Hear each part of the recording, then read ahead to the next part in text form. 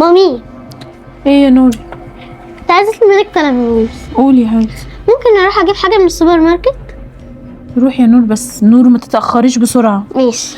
بسرعة والنهار كده طالع. طيب ماشي. يلا يا حبيبتي، ما تتعامليش مع حد. ها حاضر. الله، الراني دي طعمها حلو قوي. ايوه بالموز والفراولة.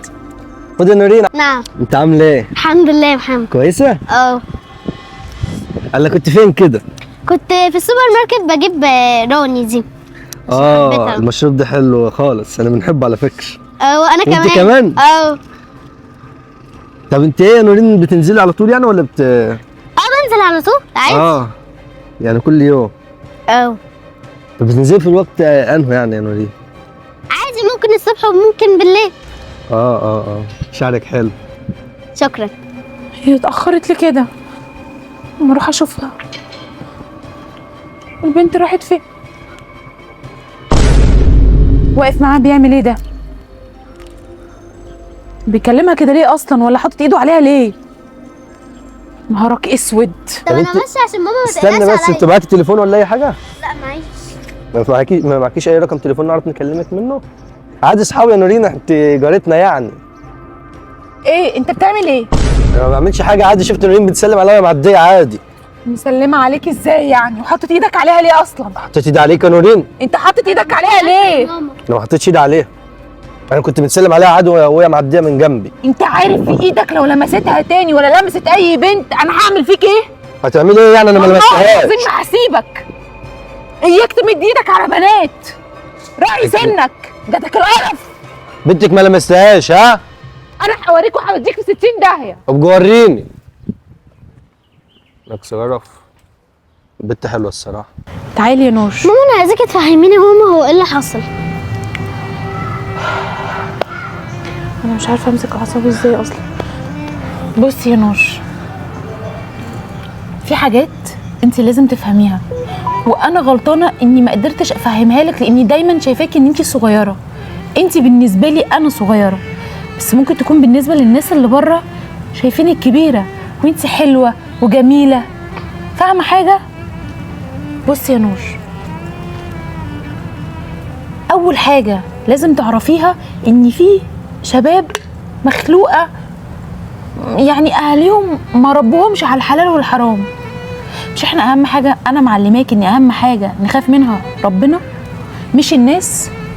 اهي بقى في شباب اهلها ما عرفوش يعلموا فيهم ان هم يخافوا ربنا، وشايفين ان هم شباب مفيش حاجه هتضرهم، فيعملوا اللي هم عايزينه. فاللي انا عايزه افهمهولك او اقولهولك تعمليه بالحرف الواحد، ان انت من شعر راسك لضفر رجلك مش من حق اي حد خالص انه يلمسه، ده ملكيه خاصه. انت فاهمه؟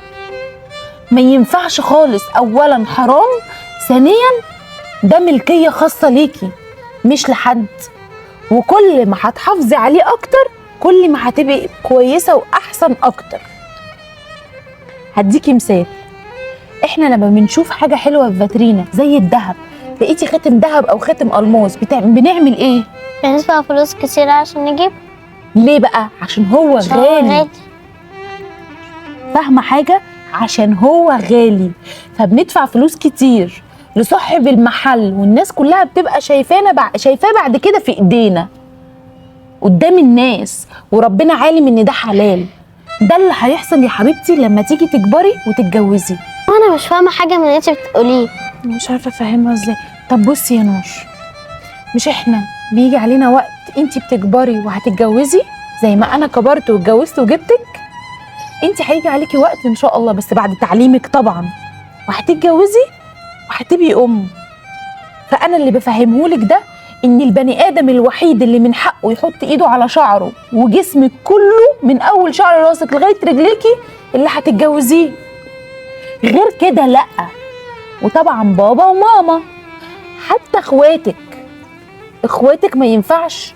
لو انت ربنا كرمني وجبتلك اخ، ما ينفعش يتعامل معاكي بتجاوز، ما ينفعش يتعامل معاكي بحاجات مش الاخ هو اللي المفروض يعملها.